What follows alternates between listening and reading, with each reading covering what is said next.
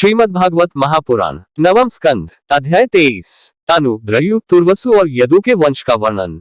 श्री सुखदेव जी कहते हैं, परीक्षित, ययाति निंदन अनु के 3 पुत्र हुए सभानर, चक्षु और परोक्ष। सभानर के कालनर, कालनर का सृंजय, सृंजय का जन्मेजय, जन्मेजय का महाशील, महाशील का पुत्र हुआ महामना, महामना के 2 पुत्र हुए उशीना एवं तितिक्षु, उशीना के 4 पुत्र थे शिबी, वन, शमी और दक्ष, शिबी के 4 पुत्र हुए वृषादभ, सुवीर, मद्र और कैकय, उशीना के भाई तितिक्षु के रुषद्रथ, रुषद्रथ के हेम, हेम के सुत्पा और सुत्पा के बलि नामक पुत्र हुआ।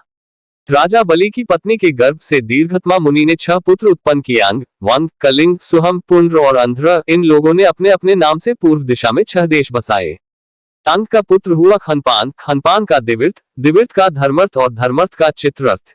यह चित्ररथ ही रोमपाद के नाम से प्रसिद्ध था। इसके मित्र थे अयोध्यापति महाराज दशरथ। रोमपाद को कोई संतान न थी, इसलिए दशरथ ने उन्हें अपनी शांता नाम की कन्या गोद दे दी। शांता का विवाह ऋषिशृंग मुनि से हुआ। ऋषिशृंग विभांडक ऋषि के द्वारा हरिणी के गर्भ से उत्पन्न हुए थे। एक बार राजा रोमपाद के राज्य में बहुत दिनों तक वर्षा नहीं हुई। तब गणिकाय अपने नृत्य, संगीत, वाद्य, हाव भाव, आलिंगन और विविध उपहारों से मोहित करके ऋषिशृंग को वहां ले आई। उनके आते ही वर्षा हो गई। उन्होंने ही इंद्र देवता का यज्ञ कराया। तब संतानहीन राजा रोमपाद को भी पुत्र हुआ और पुत्रहीन दशरथ ने भी उन्हीं के प्रयत्न से 4 पुत्र प्राप्त किए। रोमपाद का पुत्र हुआ चतुरंग और चतुरंग का पृथुलाक्ष, पृथुलाक्ष के बृहद्रथ, बृहत्कर्मा और बृहद्भानु 3 पुत्र हुए। बृहद्रथ का पुत्र हुआ बृहन्ना और बृहन्ना का जयद्रथ।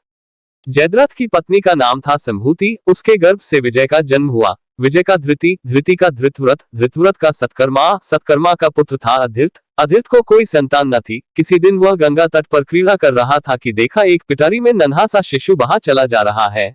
वह बालक कर्ण था, जिसे कुंती ने कन्यावस्था में उत्पन्न होने के कारण उस प्रकार बहा दिया था। अधीर्थ ने उसी को अपना पुत्र बना लिया। परीक्षित, राजा कर्ण के पुत्र का नाम था वृषसेन। ययाति के पुत्र द्रयु से बभ्रू का जन्म हुआ। बभ्रू का सेतु, सेतु का आरब्ध, आरब्ध का गांधार, गांधार का धर्म, धर्म का धृत, धृत का दुर्मना और दुर्मना का पुत्र प्रचेता हुआ। प्रचेता के 100 पुत्र हुए। ये उत्तर दिशा में मलेच्छों के राजा हुए। ययाति के पुत्र तुर्वसु का वहनी, वहनी का भर्ग, भर्ग का भानुमान, भानुमान का त्रिभानु, त्रिभानु का उदारबुद्धि, करंधम और करंधम का पुत्र हुआ मरुत। मरुत संतानहीन था, इसलिए उसने पूर्ववंशी दुष्यंत को अपना पुत्र बनाकर रखा था, परंतु दुष्यंत राज्य की कामना से अपने ही वंश में लौट गए। परीक्षित, अब मैं राजा ययाति के बड़े पुत्र यदु के वंश का वर्णन करता हूँ।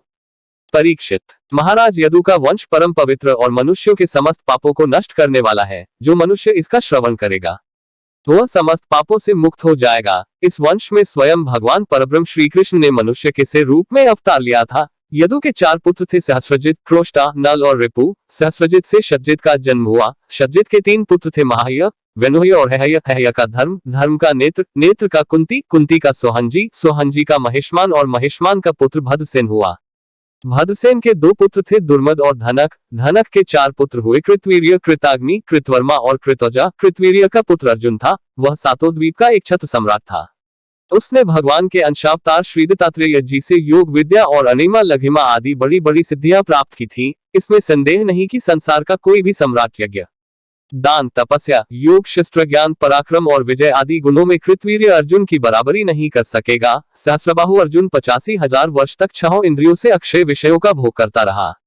इस बीच में न तो उसके शरीर का बल ही क्षीण हुआ और न तो कभी उसने यही स्मरण किया कि मेरे धन का नाश हो जाएगा। उसके धन के नाश की तो बात ही क्या है। उसका ऐसा प्रभाव था कि उसके स्मरण से दूसरों का खोया हुआ धन भी मिल जाता था। उसके 1000 पुत्रों में से केवल 5 ही जीवित रहे। शेष सब परशुराम जी की क्रोधाग्नि में भस्म हो गए। बचे हुए पुत्रों के नाम थे जयध्वज, शूरसेन, वृषभ, मधु और ऊर्जित। जयध्वज के पुत्र का नाम था तालजंग। तालजंग के 100 पुत्र हुए। वे तालजंग नामक क्षत्रिय कहलाए। महर्षि और की शक्ति से राजा सगर ने उनका संहार कर डाला। उन 100 पुत्रों में सबसे बड़ा था वीतिहोत्र। वीतिहोत्र का पुत्र मधु हुआ। मधु के 100 पुत्र थे, उनमें सबसे बड़ा था वृष्णि। परीक्षित, इन्हीं मधु, वृष्णि और यदु के कारण यह वंश माधव, वार्ष्णेय और यादव के नाम से प्रसिद्ध हुआ। यदुनंदन क्रोष्टु के पुत्र का नाम था वृजिनवान। वृजिनवान का पुत्र श्वाही, श्वाही का ऋषेकु, ऋषेकु का चित्रर्थ और चित्रर्थ के पुत्र का नाम था शिष्यबिंदु। वह परम योगी, महान भोगैश्वर्य संपन्न और अत्यंत पराक्रमी था।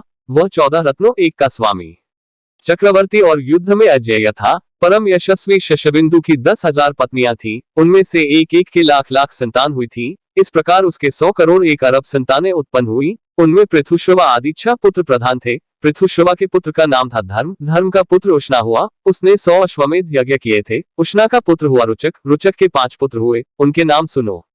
पुरुजित, रुक्म, रुक्मेशु, पृथु और जामक। जामक की पत्नी का नाम था शैब्या। जामक के बहुत दिनों तक कोई संतान न हुई, परंतु उसने अपनी पत्नी के भय से दूसरा विवाह नहीं किया।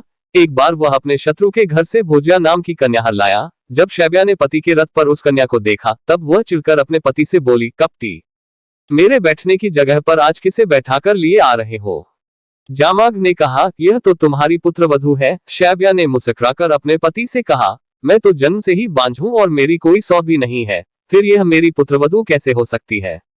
जामाग ने कहा, रानी, तुमको जो पुत्र होगा उसकी ये पत्नी बनेगी। राजा जामक के इस वचन का विश्वदेव और पितरों ने अनुमोदन किया। फिर क्या था, समय पर शैब्या को गर्भ रहा और उसने बड़ा ही सुंदर बालक उत्पन्न किया। उसका नाम हुआ विदर्भ। उसी ने शैब्या की 7वीं पुत्रवधू भोज्या से विवाह किया।